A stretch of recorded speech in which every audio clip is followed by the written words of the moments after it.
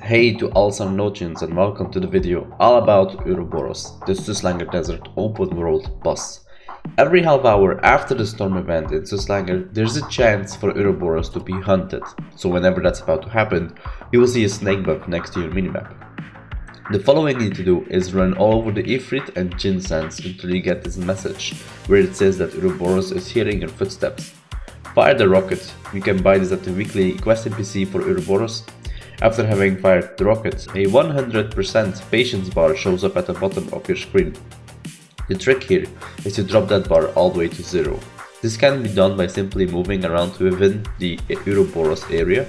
It will be visually indicated by the landfill NPCs making a circle around it. Summoning Uro-Boros. A good tip here is to run at the edge, move out of the area and back in, all whilst keeping yourself below 10 stacks, because 10 stacks means you'll just die. If you do happen to die several times, which will happen for sure, simply accept it, you spawn somewhere nearby anyways. Once you get the patience from Uro-Boros to 0 by dancing around on his territory, he will show up. The ants that spawn all during combat should be killed so people wouldn't die on being pulled around from them. You can aggro them as a tank, but you cannot move them around. Wait for Uro-Boros to spawn. Once Uro-Boros showed up, it's a simple spank attack.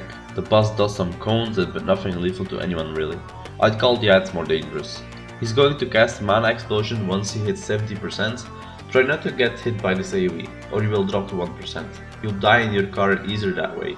It's a big circle cone around the boss, so be far away when that happens. Once that's done, this is where the fun begins. The chase. Quickly run to one of the cars located around the boss, interact with one and you'll be automatically driving. All you need to do is steer and spam the abilities. Number 2 is a speed boost to catch up on Uro-Boros as you go. Number 1 is the attack to fire down on Uro-Boros. In your buffs will be mana charges up to 10. You need those to fire the minigun on your car. As Uro-Boros moves around, he leaves these behind, so be sure to drive over them to restore your mana charges. If you happen to die in this phase, simply run back to where the group is. Cars are scattered along the path where he runs around, so you'll be able to remount one there. This chase will continue until the boss hits 30%. He will then return to a fighting spot. The last 30% is again the same as the first 30% you dealt on the boss.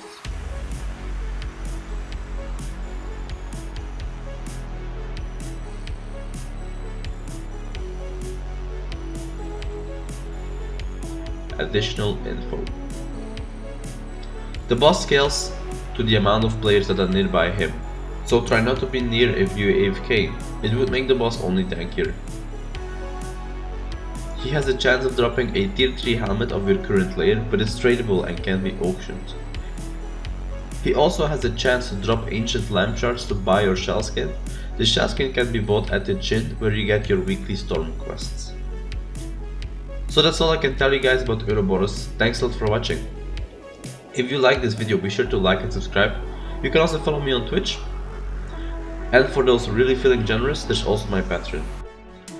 Oh, and before I forget, I am going to do another giveaway of a month of subscription for EU Pay to Play for several players, but I'm still discussing with EU management if I could get some pin codes to give rather than just boutique crystals, because people have been exploiting my giveaways for cash items instead of the intended growth for EU Pay to Play.